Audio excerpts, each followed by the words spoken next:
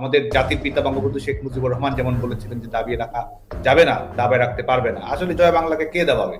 কোন দখলদার বাহিনী দাবাবে এই শান্তি? ছাত্র জনতার গণ অভ্যুত্থানে সাবেক প্রধানমন্ত্রী শেখ হাসিনা ক্ষমতাচ্যুত হলে গত 23শে অক্টোবর বাংলাদেশ ছাত্রলীগকে নিষিদ্ধ সংগঠন হিসেবে রায় দেন আদালত। ছাত্রলীগের সভাপতি সাদ্দাম হোসেন আত্মগোপনে থাকলেও মাঝে মধ্যে বিভিন্ন সামাজিক যোগাযোগ মাধ্যমে ভিডিও বার্তা ও সরাসরি লাইভে যুক্ত হয়ে নেতাকর্মীদের বিভিন্ন দিক নির্দেশনা দিতে দেখা যায়। আগামী 4 জানুয়ারি ছাত্রলীগের ৭৭তম প্রতিষ্ঠা বার্ষিকী উপলক্ষে ছাত্রলীগের সভাপতি সাদ্দাম ও সাধারণ সম্পাদক ইনানের স্বাক্ষরিত এক বিবৃতিতে ছাত্রলীগকে দাবায় রাখা যাবে না উল্লেখ করে বলেন, কি পেলাম তা না ভেবে ভেতরে ঢুকে যাওয়ার শত্রু বাহিনীকে যদ্দূর সম্ভব একে অপরকে সাহায্য সহযোগিতা করে প্রতিরোধ গড়ে তোলার আহ্বান করেন।